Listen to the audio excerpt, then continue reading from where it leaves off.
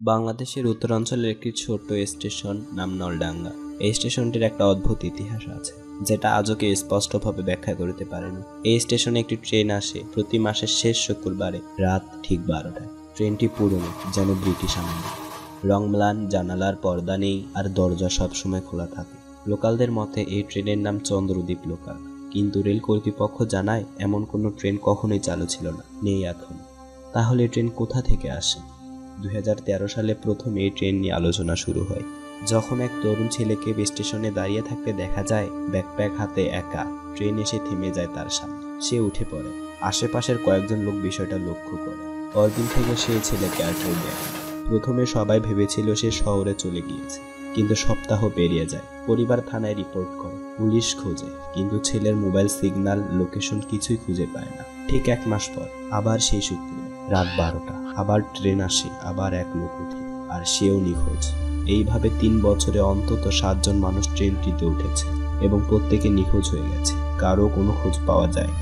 সবচেয়ে ভয়ের কথা হলো, যারা ট্রেনটি দেখে তারা সবাই একই কথা বলে, ট্রেনের ভেতর মানুষ থাকে, কিন্তু তারা কেউ কথা বলে। এমনকি এক বৃদ্ধা বলেছিলেন তাদের চোখে কোনো প্রাণ নেই, শুধু তাকিয়ে থাকে। 2018 সালে ঢাকা থেকে এক গ্রুপ ব্লগার আসে মিথ যাচাই করে। ক্যামেরা নিয়ে তারা রাত 11টা থেকে লাইভ শুরু করে। রাত 12টা বাজতেই ক্যামেরার হঠাৎ ঝাঁকুনি। ট্রেনের বাইরে থেকে আসে ট্রেনের সব হুইসেল বাজে। কেউ একজন ক্যামেরার দিকে তাকিয়ে হাসে, কিন্তু সে তাদের দলের কেউ ছিল। ক্যামেরা বন্ধ হয়ে যায়।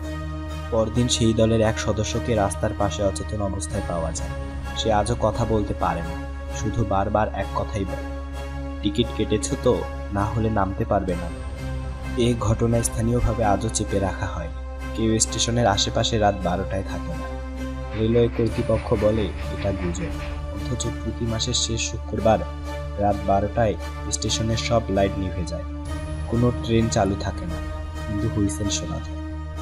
এই ট্রেন কি অন্য কোনো মাত্রার, অন্য সময়ের, নাকি এটা আপনাদের বাহন, যারা নিজেদের সঙ্গে আরো কাউকে নিয়ে যেতে আসে?